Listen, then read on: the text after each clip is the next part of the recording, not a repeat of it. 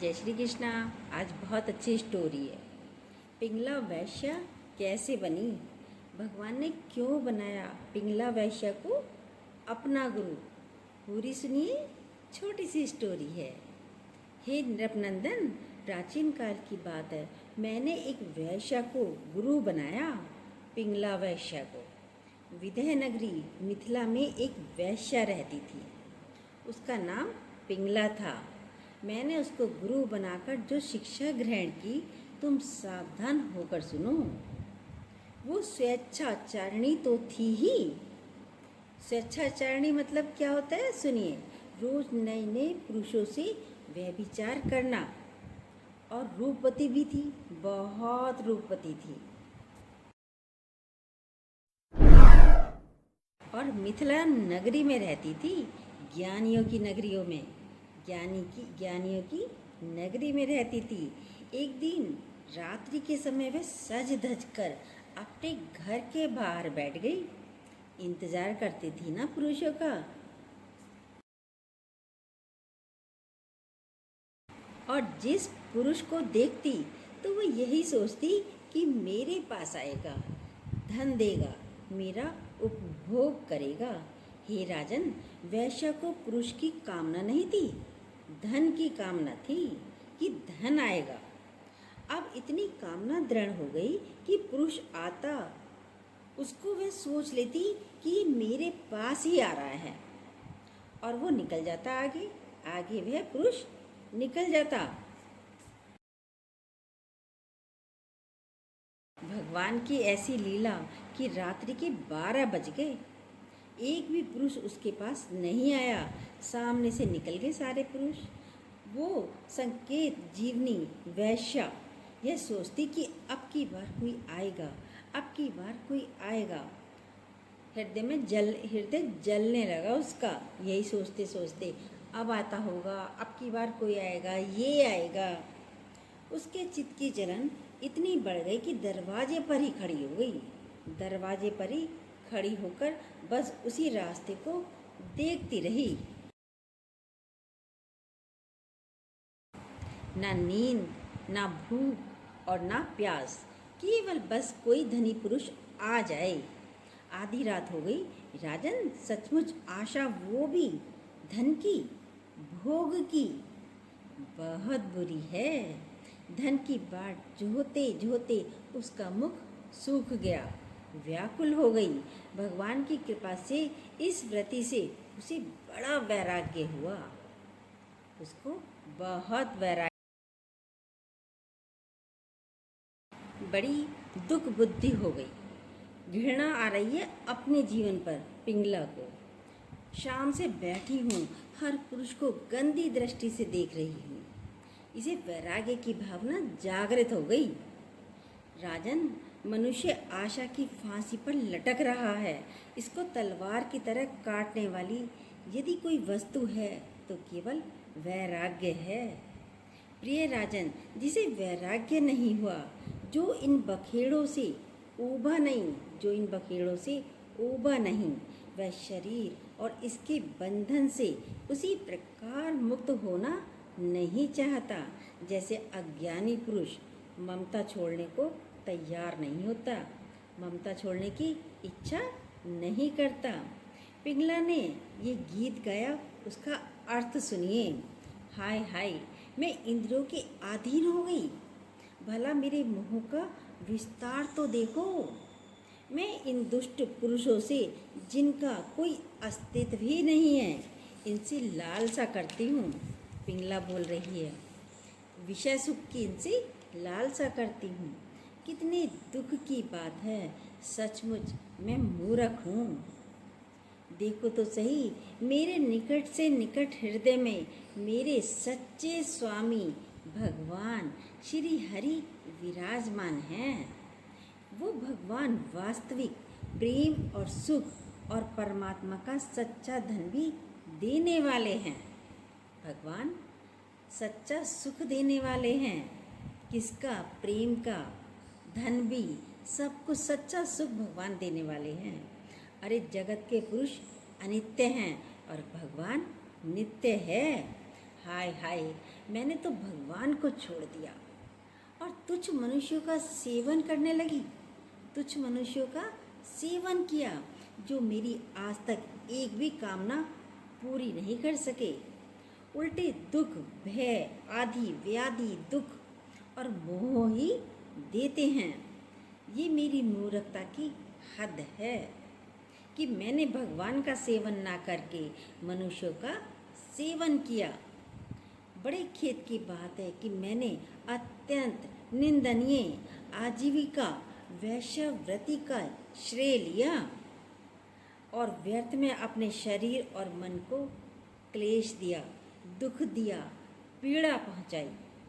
हाय, मेरा ये शरीर बिक गया। लोभी निंदनीय मनुष्यों ने इसे भोगा। मैं इतनी मूर्ख हूँ कि इस शरीर से धन और रति सुख चाहती हूँ। मुझे धिक्कार है।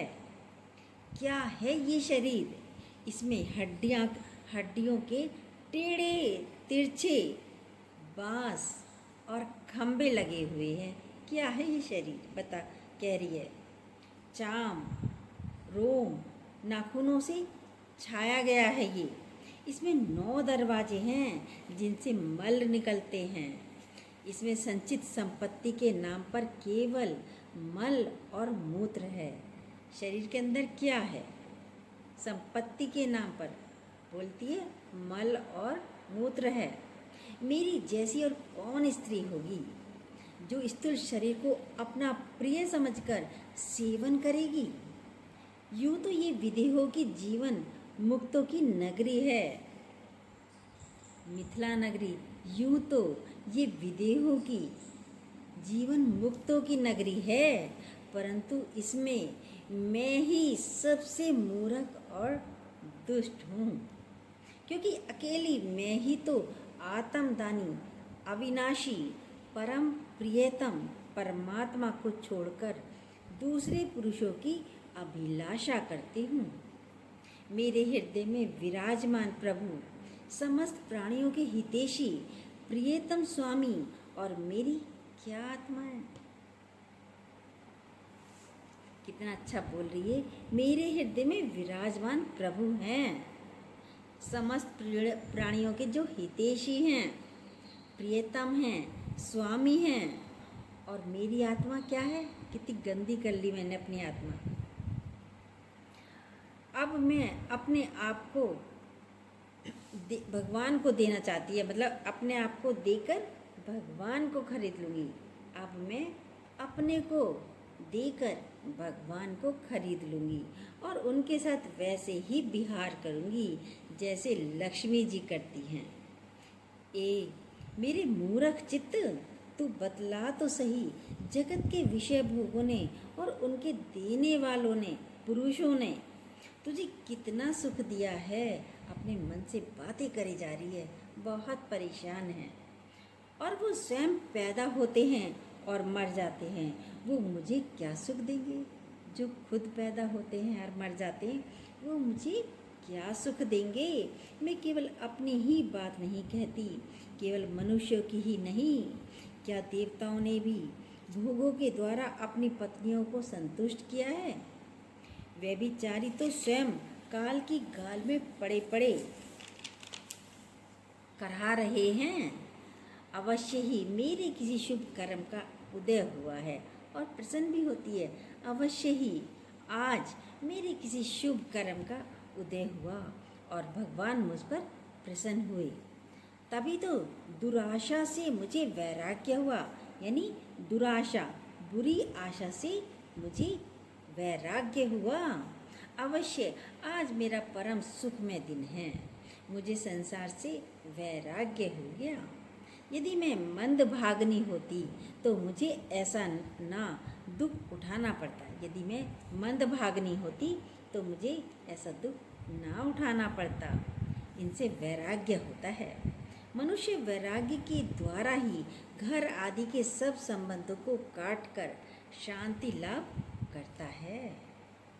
अब मैं भगवान का ये कृपा उपकार आदर पूर्वक सिर झुकाकर स्वीकार करती हूँ। कहती है अब मैं भगवान का ये कृपा उपकार सिर झुकाकर आदर पूर्वक स्वीकार करती हूँ और आज के बाद नियम करती हूँ, प्रण करती हूँ, विषयों की दुराशा को कभी स्वीकार नहीं करूँगी। विषयों की दुराशा को, बुरी आशाओं को कभी स्वीकार नहीं करूँगी। कितनी कृपा हुई। यदि अनुकूलता मिल जाती तो बात नहीं बनती। कितनी अच्छी बात है ना। यदि उसको अनुकूलता पुरुष आ जाता तो भगवान से आज भी नहीं मिल पाती। प्रतिकूलता में ही भगवान मिलते हैं। प्रतिकूलता ही हमारे लिए अच्छी होती है। प्रतिकूलता मिली तो आज मैं नियम लेती हूँ कि आज के बाद कभी विषय भोग नहीं करूँगी और श्री हरि की शरण ग्रहण करती हूँ। अब मैं आज से श्री हरि की शरण स्वीकार करती हूँ, ग्रहण करती हूँ। अब मुझे प्रारब्ध के अनुसार जो कुछ भी मिलेगा उसी से जीवन निर्वाह करूँगी और बड़े संतोष और श्रद्धा के साथ रहूँगी, बड़ी संतोष के साथ रहूँगी। मैं आज के बाद किसी पुरुष की तरफ आँख उठाकर भी नहीं देखूँगी। अपने हृदय में विराजमान आत्म स्वरूप भगवान के साथ विहार करूँगी। ये जीव संसार के कुएं में गिरा हुआ है। विषयों ने इसे अंधा बना दिया है। काल रूपी अजगर ने इसे अपने मुंह में दबा रखा है। अब भगवान के सिवा कोई दूसरा रक्षा कर ही नहीं सकता। जिस समय जीव समस्त विषयों से विरक्त हो जाता है उस समय स्वयं ही अपनी रक्षा कर लेता है। इसलिए बड़ी सावधानी से ये देखते रहना चाहिए कि जगत काल रूपी अजगर से ग्रस्त है। और उसी समय अवधूतराजी वहीं खड़े थे। उन्होंने पिंगला के अंदर की ये बात देखकर के तत्काल उसको गुरु बना लिया। अवधूतराजी ने पिंगला को अपना गुरु बना लिया। राजन, पिंगला वैश्य ने ऐसा निश्चय करके त्रिधनियों की दुराशा उनसे मिलने की लालसा का परित्याग कर दिया। मतलब धनी पुरुषों की जो आशा करती थी उनका परित्याग कर दिया और शांत भाव से जा कर के वो अपनी सेज पर सो गई। सचमुच आशा ही सबसे बड़ा दुख है।